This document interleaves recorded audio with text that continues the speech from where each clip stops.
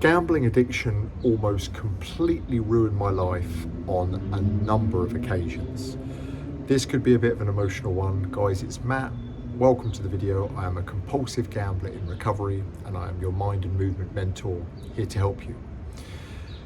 So for me, gambling started off as something that was so thrilling, a great way to put my ADHD brain to use, a great partner for my love of sport, great to fill my free time. And of course I had a system. I had a system in place that was going to make me fortunes, that was going to mean I could buy all the material possessions that I wanted to. I was going to have all the freedom that I wanted to. And I was in control of that to an extent for a while, until I wasn't. And then things became quite obviously compulsive, quite aggressively quickly. But what I want to talk about on the topic of today's video is almost like the crescendo that addiction took me to. And just how, in some ways, how quickly that was possible. But when I would completely lose my head, the damage that I was capable of doing was just absolutely outrageous. And it would almost be like a J curve to the point where I would be losing, and then that might be 1 hour in terms of I would lose a factor of the number of previous weeks in an hour.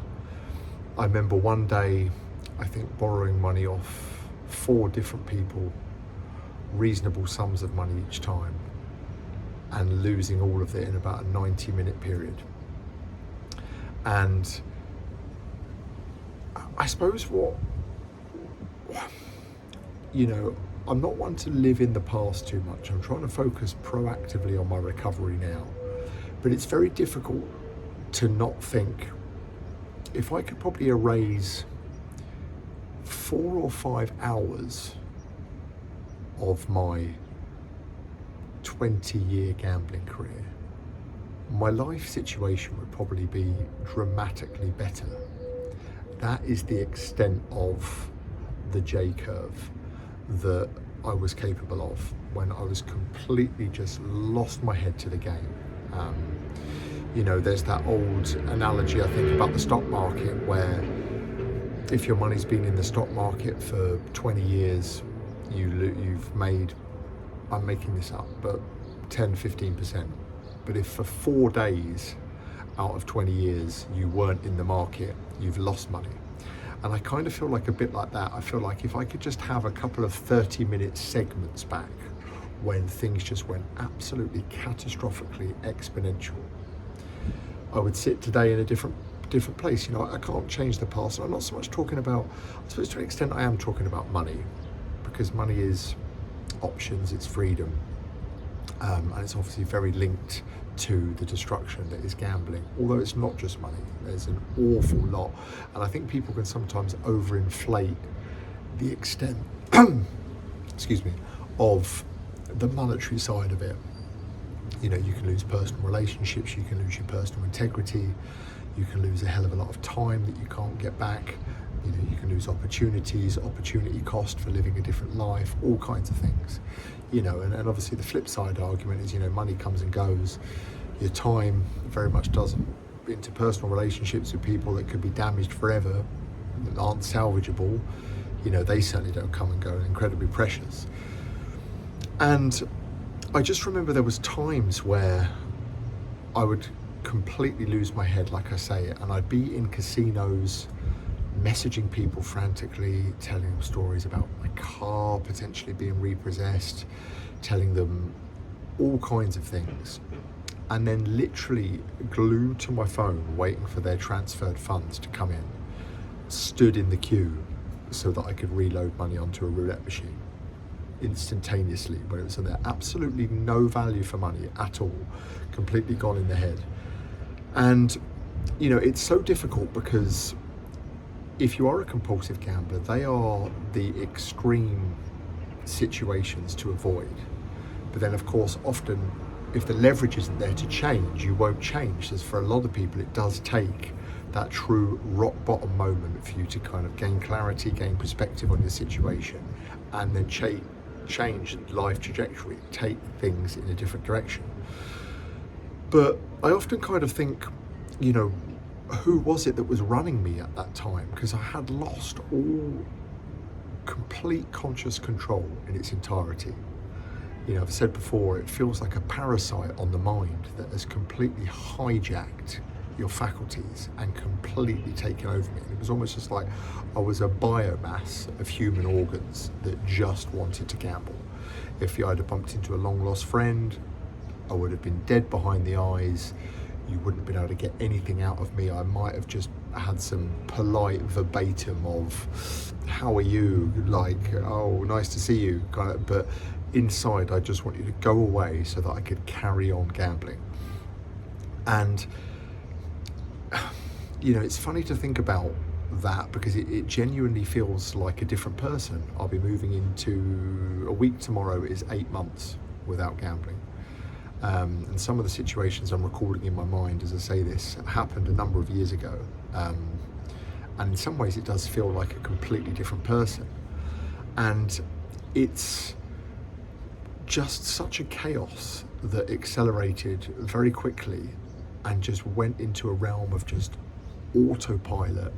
I could say just sheer chaos and just frenetic kind of energy of just reaching out with people, you know, no longer worried about whether the excuse seemed realistic, the excuse seemed valid, if it was cringe to ask for money, if I was going to be rejected in asking.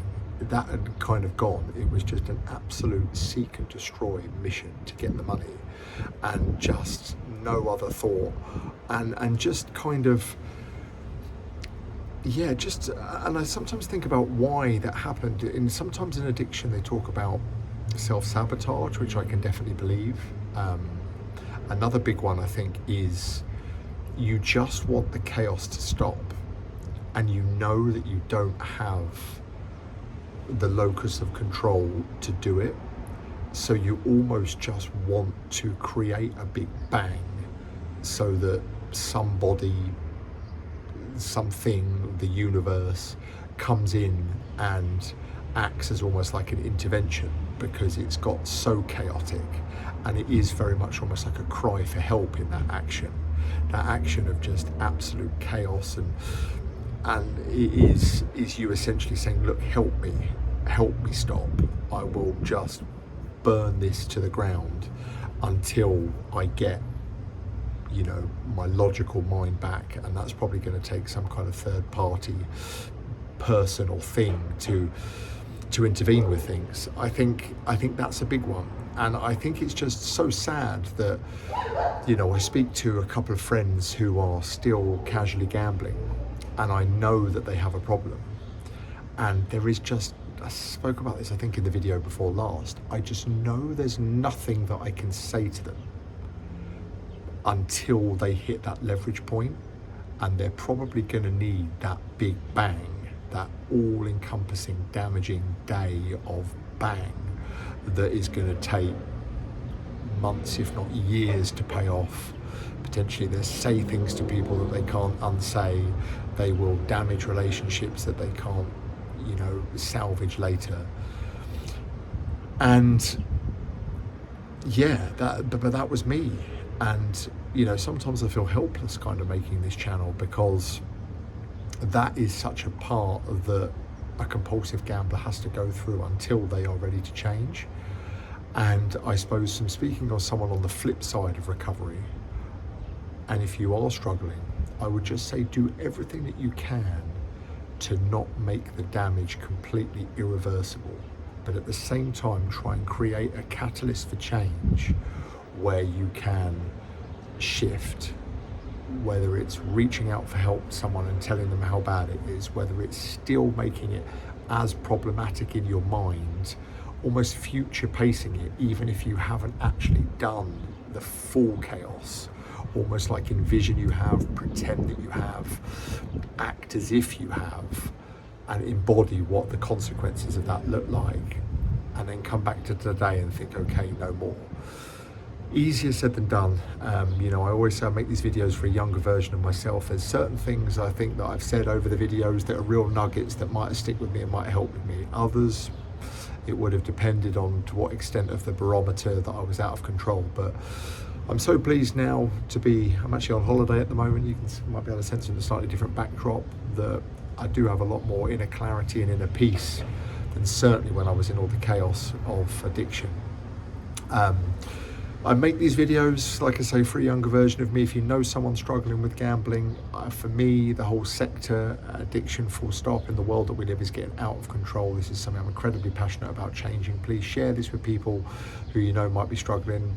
If you enjoy the video or channel and get value from it, I'd love it if you could subscribe. It helps me reach more people. And thank you so much for watching. I'll see you in the next video very soon.